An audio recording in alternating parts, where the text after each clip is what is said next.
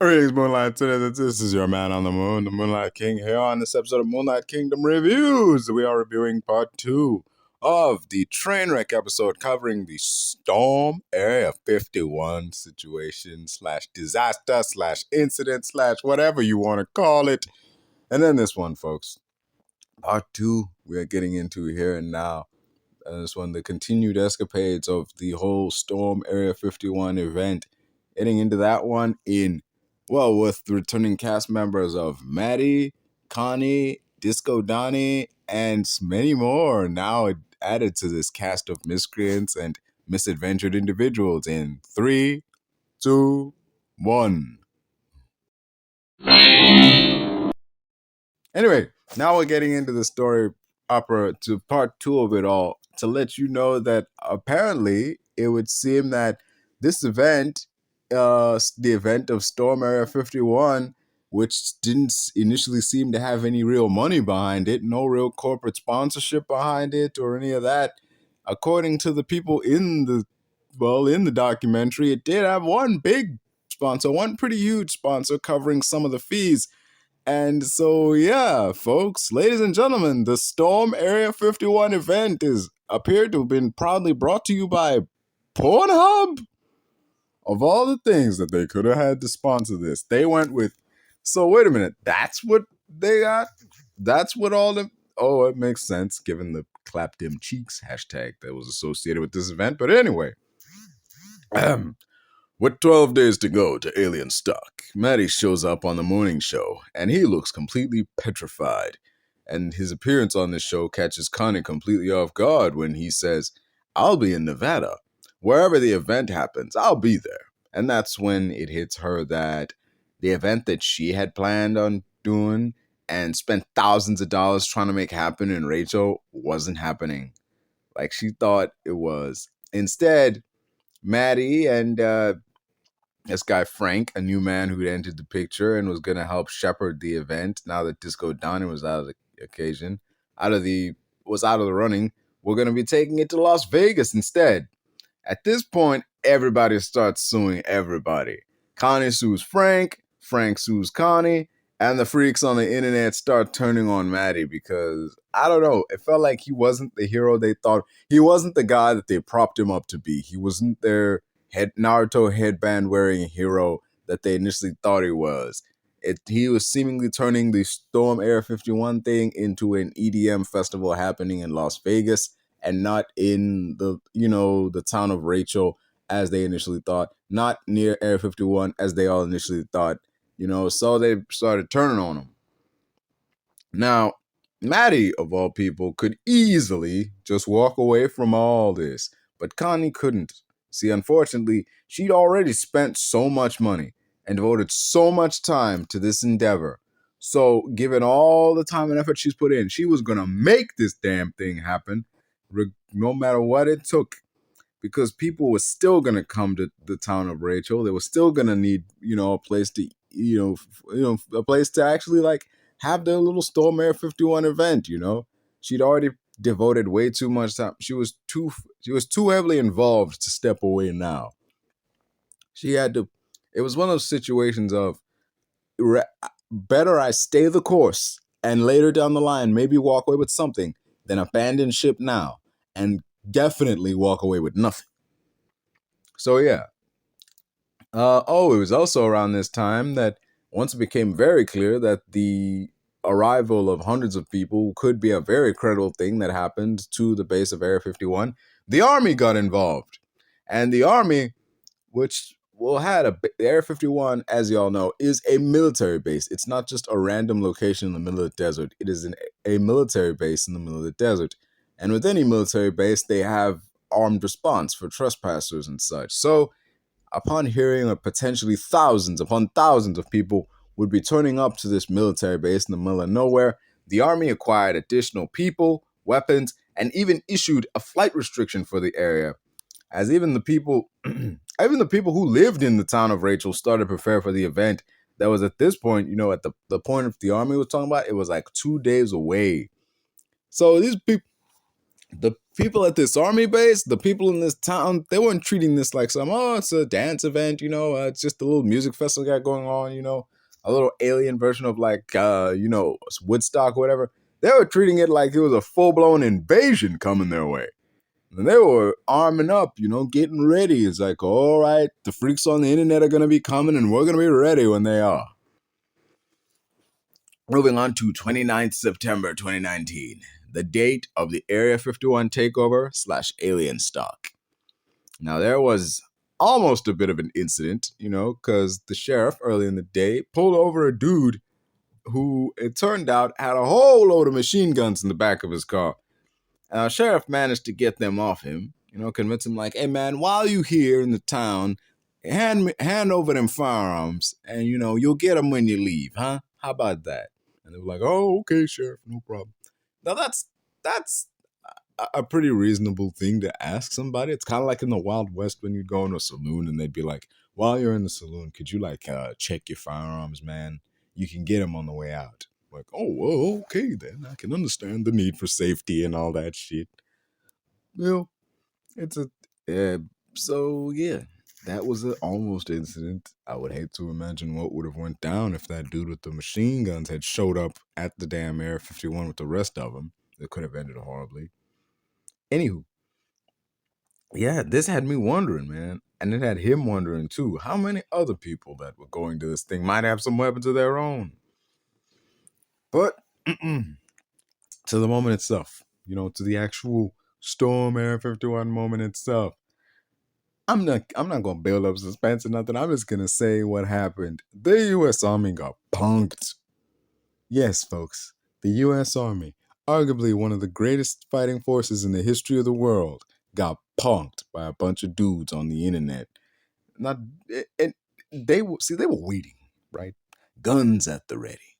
When all the stormers and the Naruto runners showed up at the gate, and they counted down when they would bum rush the gate. Now these guys were ready on the other side of the gate. They were ready to start shooting. The moment the first dude tried to hop the barrier, they were ready and willing to open fire because they were led to believe that by the news, by their own superiors, and their own, half-assed assumptions, that the people that were going to try to hop the barrier were insurgents or terrorists that were disguised as conspiracy theorists, and this would culminate in some huge disaster and calamitous loss of life. However, none of that happened. The moment they count down, they're like 3, 2, 1, 0. The stormers took one step and they immediately went, psych. Yo, dumbasses thought we were gonna bum rush you. You realize how stupid you look? And this is coming from the guy dressed like an alien. Do you realize how stupid you look, man? Oh, shit. Everybody was just laughing their asses off right in front of these people. They looked dumb. And these are all people that are dressed like aliens. These are all people wearing costumes and whatnot. And the guys in the military gear are the ones who look stupid. Like, damn. One guy summed it up perfectly when they was asking. He said, there were no Chads there. There were no Kyles, no Karens. No one was even wearing the Naruto band. It was a letdown. It was just a meme. There were more soldiers and cops than there were people. And that shit had me laughing. Wow. The government's gross overreaction to this just had me absolutely in tatters, man. I couldn't believe this shit. Like they did all this preparing, all this worrying, all this concern, all this weaponry for a bunch of Twitch streamers and nerds and like cosplayers and shit. I'm like, wait, what? This was a meme? We did all this shit for a meme? We got punked by a bunch of nerds, man. Oh, that's embarrassing. That is doubly embarrassing. The U.S. Army, the U.S. Air Force too, they got embarrassed, man. This is fucking shit. Meanwhile, in Vegas, that Alien Stock Festival, that shit went off without a hitch. Like 100,000 people showed up. It's kind of what Fire Festival wanted to be. It's just like alien themed and Bud Light sponsored. It's basically a big party that was led by Matty and Frank. It's saying that Frank said the draw of alien stock was never the desert. It was never Area 51. It was Matty. And like the Vice reporter that was covering the event was like, this was lame. And yeah, it looked lame, man. It looked like a run of the mill just event, but with the colors black and green. Like there's nothing interesting about this shit. It was just another party. Meanwhile, in Rachel, Nevada, Connie's Alien Stock Festival was what Fire Festival actually was. And it looked, I'm not trying to diss what's going on here, but like this did look cheap. And people still managed to have fun. They were playing music and vibing out, and the citizens of Rachel who were so worried and concerned and like ready to protect their town just casually watched on with caution and suspicion, waiting for something to go wrong, but it never did. The Vice reporter who went there expecting and even wanting a disaster to happen in some Fire Festival type 2 shit didn't even get to see that. The Vice reporters were disappointed nothing went wrong because they were like, we were hoping something would go wrong. Like we would be there to cover it. It was just an event. It was like, well, shit, this is a nothing burger. We have nothing to mock. There's nothing to laugh at. There's nothing to report on this is disappointing shit. Yeah. In regards to the lawsuit though that Connie filed on Frank and them, apparently she won $3 million from suing Frank. And altogether, this whole endeavor to defend Area 51 from the insurgents and conspiracy theorists and weirdos and freaks of the internet cost $11 million for all the stuff they did and the reinforcements. And Matty, out of all this, despite the cost of $11 million from the U.S. Army, despite Connie getting $3 million from the settlement, despite all that, all the potential for merchandising, all the potential for branding, all of what went down. You know how much he made out of all this? The man who started all this bullshit made? He only made $1,700 from selling t-shirts, which makes him the guy who started all this, the guy who got the least of it. It also makes him the dumbest motherfucker in this entire thing. And this is talking from the guy, a story that has the U.S. Army spending $11 million to stop nothing. And that makes him the dumbest mother out of all this. Yeah, the U.S. Army spent $11 million, but you could at very least see what they spent it on. You could see some difference in what they were trying to do. Connie spent Lord knows how much money setting all this up, but at the very least, she got something out of it. And Frank even got something out of this. The only person who didn't get anything out of this except this measly $1,700 from selling t-shirts, which is something he should have been doing from the beginning, mind you, was Matty. And it's like, how? How did you make no money doing this? I mean, yeah, you made like $1,700 and everything, but all this shit costs way more to put together than that. So like, you kind of operated on a loss, but whatever, man. He ultimately got the least out of it. I mean, well, he got something. That's not entirely true. He did get something out of it. He got his name on an FBI watch list somewhere. Everyone from Frank to Connie to the influencers to Vice TV, even though they feel like they got nothing out of this, they got something out of this. Shit. Matty got the least out of everybody in this whole thing. I said that earlier and I'll say it again. And this was proven especially so towards the very end when he said, he was talking about all the stuff that went down, all the notoriety, all the infamy, all the news attention, all the talk of lawsuits, all the weirdness. And he culminated it all by saying, all that stuff happened. And then next week, I went back to work at the vape shop. And when he says that, the music cuts out and they show him just back to work. Like none of this shit happens. And the episode ends. Holy fucking shit, man. Holy shit. I could not believe that.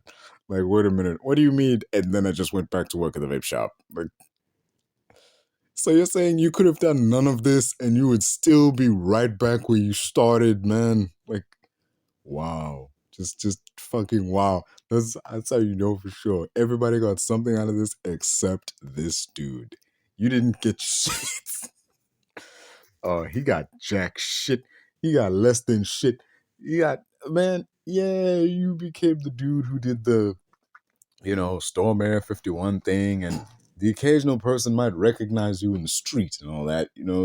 They could be like, "Hey man, can I get a picture?" You get that. You got infamy is what you got. Not serious infamy that got people hating on you in person or something, but like infamy in the sense like, yeah, when people look up your name, this is the first thing that's gonna come up. So there's that. But damn, the hilarity of, and then I went back to work at the vape shop. The music cuts out. Smash cut to the credits. The end. Even the documentary was like, yeah, now that all this is over, man, fuck this guy. Let's go on to something else. Let's go. Let's go talk about that mayor who's on coke. Oh shit. Overall, I liked this, man. It had its moments. It had its funny moments. The funny characters wasn't Matty. Like, I felt bad for Connie when like Matty and them like switched up on her. Matty and Frank switched up on her and decided to move the thing to Vegas instead of doing it in Rachel. But you understood why, given that they laid out that Rachel doesn't have the infrastructure they need to host such a big event. The town, there was no stage set up. There was no power, water, or utilities out in the middle of nowhere. Meanwhile, in Vegas, you could find a location that had all those things ready to go, and you just need to put your own stuff on. So you can kind of understand why Frank and Matty shifted the party from Rachel to Vegas. What I do not get and I do not abide is the fact that they cut her totally out of the loop and just like said, well, all the money you spent, all the time and effort you already put in, well, that's on you. Sorry. They didn't even say sorry. They just up and bailed. They just totally changed the plan on her and left her in the lurch to like pick up the check for all the stuff that all the money she'd spent, even though apparently there were agreements that, you know, money from sponsors would be used to cover up any expenditures that she had. So it's like, yeah, the fact that she was able to walk away with whatever amount of money the festival got that she had hosted at the Little Alien, and the amount of money that she was able to get from suing Frank means that she was able to come out of this looking real nice. Someone got something positive out of this. All the people who went to Storm Air 51 got some content out of this. They met new people, had a big, great experience. The U.S. Army got what it deserved, in my opinion. Like, I get it. You got to take every potential threat as if it's a legit threat. And, but the whole thing of like, we were ready and willing to open fire on these people because we were under the impression that they could be insurgents and terrorists hidden amongst them. Do you see, like, I'm not trying to be racist or like profile or anything, but 90% of the people there were white, man. They were like white, like 20-something-year-olds, bro, like streamers and shit. Like, and you really think a bunch of insurgents and shit are in there. And even if they did bum rush you, like, y'all are really gonna open fire and just leave hundreds of, say they actually did show up to be like 1,000 people. Y'all were ready and willing to leave hundreds of bodies dead in the middle of the desert, hundreds of fucking American citizens dead in the middle of the desert. Why? To protect what, man? I know it's a military base, but like, what the fuck? Why? Seriously, bro. Like, you can't not understand when people think, man, the government's hiding something. There's some shit at Area 51 they don't want us to see. There's some shit in every military base the government doesn't want you to see and would actively shoot you if you tried to see. But at the same time, it's like, man, fuck. Is it really that serious that you were willing to lay waste to potentially hundreds of unarmed Americans just to protect a military base in the middle of nowhere? How would that have looked? But yeah, this whole thing really was a train wreck, the U.S. Army lost itself $11 million. I'm guessing money well spent for the free pub. $11 million. This was the most expensive episode of Punked ever. I'll just say that much. Yeah, that was a fun watch. I give it a 6 out of 10. Overall, part 1 and 2 combined, I give it a 6 out of 10. I enjoyed it. It had moments where it has some decent rewatchability. Though there were some definitely seriously interesting side characters. When they interviewed the streamers and all that, the people who were there, and you saw them, and it's like, yeah, those people are interesting. It's like, let me see more of that guy. You kind of want to see what those people's content was like when, they were filming this stuff, and it really made the whole thing seem kind of like an adventure in a sense. Like, yeah, we're like, me and my buddies are gonna get in a car, drive out to the middle of the desert, and we're gonna storm Area 51. Like, it was ridiculous from the jump. It was even intentionally designed to be a ridiculous tweet, but for a brief moment, it seemed like, this crazy ass plan of Naruto running straight at the military, whizzing with bullets whizzing past, might just be crazy enough to work. It's one of those situations. And you could even tell, like, even the vultures and like the news media who wanted this to turn into some kind of disaster so they could have something to cover, it lends credence to that old "if it bleeds, it leads," philosophy. So like, these people wanted something bad to happen. They wanted the army to open fire on these people, or they wanted the event to be a disaster and have hundreds, if not dozens, if not hundreds of people out in the middle of the desert without food, water, or electricity, and turn into some humanitarian event. That's what they wanted, and when they didn't get that, it's like, well, fuck, we got nothing out of this. It says something about how evil the fucking media is at times. But yeah, it exposed a lot of things. This whole Air 51 fiasco, the Storm Air 51 fiasco. But yeah, overall, it just exposed the lengths some people will go to get some ass if you stop and think about it. Especially those clap their million cheeks people. It exposed how quickly a moment can go viral. It exposed how quick people are to jump on a bandwagon and try to capitalize on what they see as the popular thing at the moment. And yeah, that's how it gets my 6 out of 10. I enjoyed watching it. There were some parts that weren't particularly all that interesting, but overall it was a good watch. Check it out. It's on Netflix. Trainwreck, Storm Air 51. I have been your Moonlight Kingdom. Oh man, the Moonlight King on Man on the Moon, the Moonlight King on Moonlight Kingdom Reviews. Don't forget to like, share, subscribe, all them nice things. I've been your host, folks. I'm out of here.